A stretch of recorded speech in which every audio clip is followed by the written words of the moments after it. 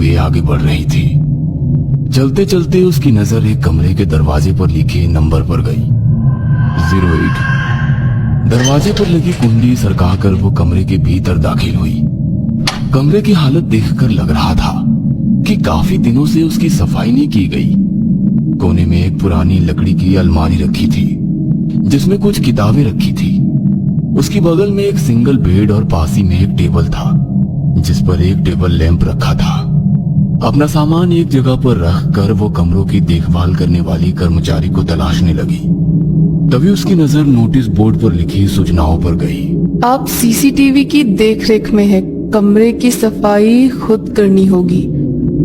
रात 1 बजे के बाद मेन गेट बंद किया जाएगा। शोर मचाना, झगड़ा करना, ऊंची आवाज में बोलना, गाने सुनना आपको गेस्ट हाउस से निकालने के लिए काफी है। जो भी शिकायत करनी है वो लिखित रूप में देनी होगी। रागिनी सारी जानकारी पढ़कर निराश हो गई क्योंकि अब सारी सफाई उसे खुद करनी थी। रात होते होते उसने पूरा कमरा साफ कर दिया। तभी उसे कमरे के बाहर से कुछ फुसफुसाहट सुनाई दी। अपने खुले बाल पीछे बांधते हुए वो दरवाजे के पास आई और धीरे से दरवाजा खोलते हुए दरवाजे से बाहर झांक कर देखने लगे।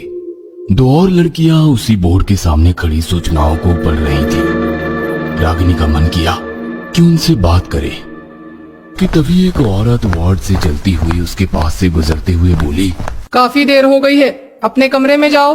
उसे देखकर रागिनी ने भी अपना दरवाजा बंद कर लिया। कॉलेज शुरू होने में अभी 3-4 दिन बाकी थे, इसलिए कौन सी किताब पढ़े या कौन सा स्टडी करे ये सोच ही रही थी कि तभी दीवार से सटी अलमारी पर उसकी नजर गई। कुछ किताबें उसमें रखी हुई थी। बीच में एक डायरी भी रखी हुई थी। उस डायरी के कुछ पन्ने पलटकर पढ़ने लगी थी कि तभी दरवाजे पर दस्तक सुनाई दी। शायद कोई दरवाजा खटखटा रहा था। उसने डायरी टेबल पर रखी और दरवाजे की ओर चलने लगी।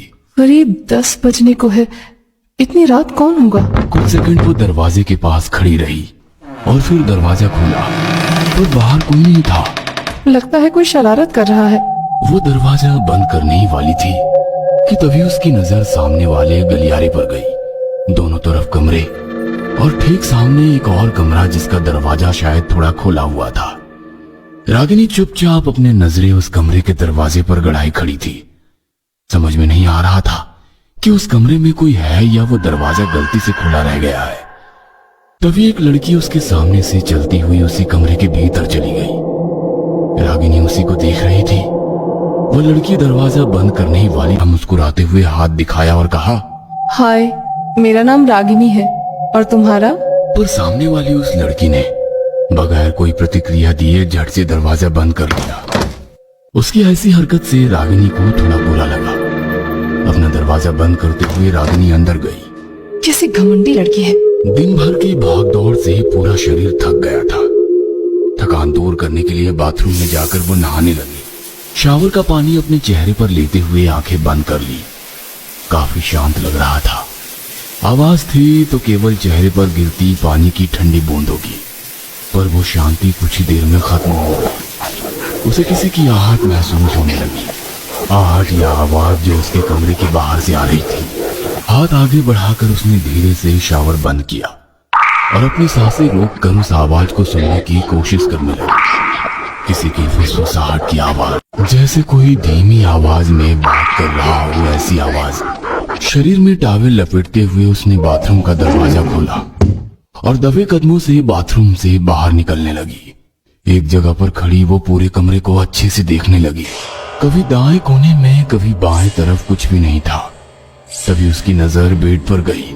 उसके दिल में अजीब सा डर घर करने लगा। क्या कोई बेड के नीचे छुपा है? दबे कदमों से बेड के पास पहुंच गई और अपने घुटनों के बल बैठकर एक हाथ बेड पर रख दिया।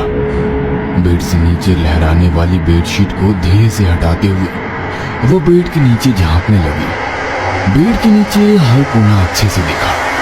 तभी उसे लकड़ी का छोटा स्टूल पड़ा दिखाई दिया, पर उसके अलावा बेड के नीचे कुछ भी नहीं था। कमरे के भीतर फैले गहरे सन्नाटे के बावजूद रह रहकर किसी की आहट उसे लगातार महसूस हो रही थी। दीवार पर टंगी घड़ी में देखा तो 11:25 हो चुके थे, पर उसे नजरअंदाज करते हुए उसने अपनी अलमारी खोली और नाइट गाउन निकाल कर पहन लिया और अपना सामान अलमारी में रखने लगी कि तभी दोबारा उसे वही आहट महसूस होने लगी। अब उसे भी डर लगने लगा। उसने दरवाजे की ओर देखा। शायद कोई दरवाजे के करीब दूसरी तरफ मौजूद था, क्योंकि उसकी आहट रागिनी महसूस कर रही थी। पर अब उसमें बिल्कुल भी हिम्मत नहीं थी कि दरवाजा खोलकर देखे। डरी सहमी से कुछ देर वो वैसे ही अपने बेड पर बैठी रही, सामने वाले दरवाजे पर नजरें गड़ाए बिल्कुल चुपचाप बैठी रही।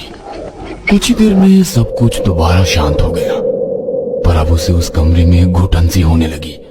लग रहा था जैसे कोई उस पर नजर रख रहा है, पर कोई चारा नहीं था।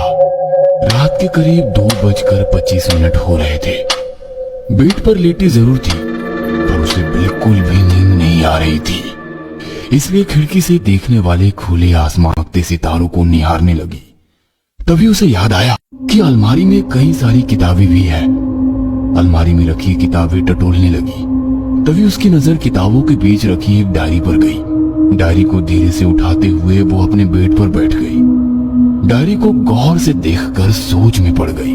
किसकी होगी ये डायरी? शायद इससे पहले जो लड़की इस कमरे में रह रही थी, वो जाने से पहले यहाँ भूल गई होगी। वही के पन्ना पलटने लगी। डायरी में लिखे शब्दों से लग रहा था कि वो पढ़ाई पर बिल्कुल ध्यान नहीं दे पा रही थी। वह मानसिक तौर पर काफी डिस्टर्ब हो चुकी थी। घर वालों की अपेक्षाओं का बोझ उसके दिलो दिमाग को दबाया जा रहा था। पढ़ते पढ़ते उसे थोड़ी गर्मी लगने लगी, इसलिए बेड के पास वाली खिड़की खोलने की कोशिश करने लगी, पर खिड़की जाम हो गई थी। एक दो बार जोर से हाथ मारा, कोई फायदा नहीं हुआ। तभी उसकी नजर छत पर लगे सीलिंग फैन पर गई। हाथ बढ़ाकर उसने सीलिंग फैन का बटन शुरू किया, पर काफी दिनों से बंद होने की वजह से घूमते वक्त थोड़ा आवाज करने लगा। लग रहा था कि किसी भारी चीज के लटके होने से फैन भी धीरे धीरे घूम रहा है।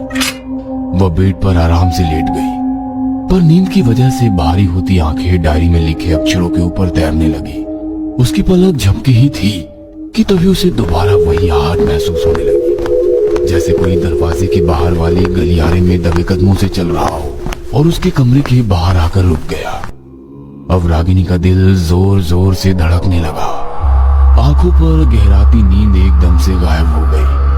सीलिंग फैन की आवाज में भी वो अजीब सी आहट उसे लगातार महसूस हो रही थी। बिना ज्यादा हिले उसने हाथ आगे करके फैन का बटन बंद कर दिया, ताकि पता चल सके कि दरवाजे के उस पार सच में किसी की मौजूदगी है या ये बस उसका वहम है।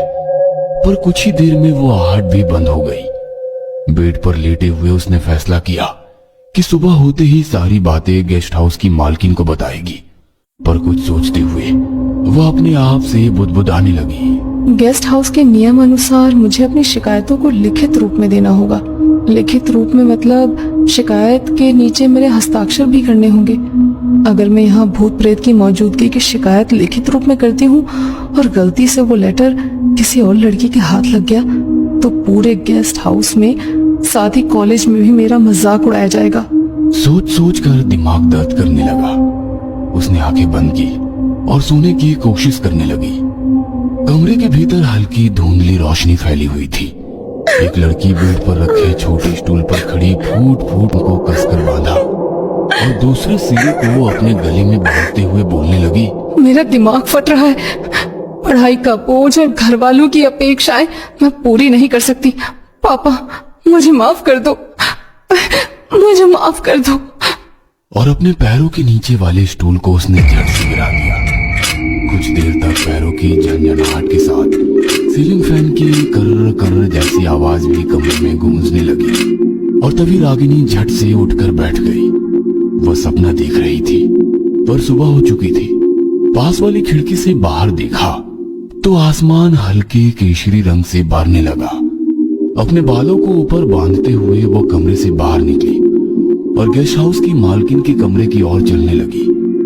रात वाली घटनाओं से काफी परेशान होने के कारण वो मालकिन से शिकायत करने का मन बना चुकी थी। पहले बात करके देखती हूँ, लिखित में मांगेंगी तो बाद में देखेंगे। मालकिन के कमरे का दरवाजा खुला ही था। वो चुपचाप अंदर चली गई खुशकिस्मती से अंदर पहले ही कुछ लड़कियां मौजूद थी।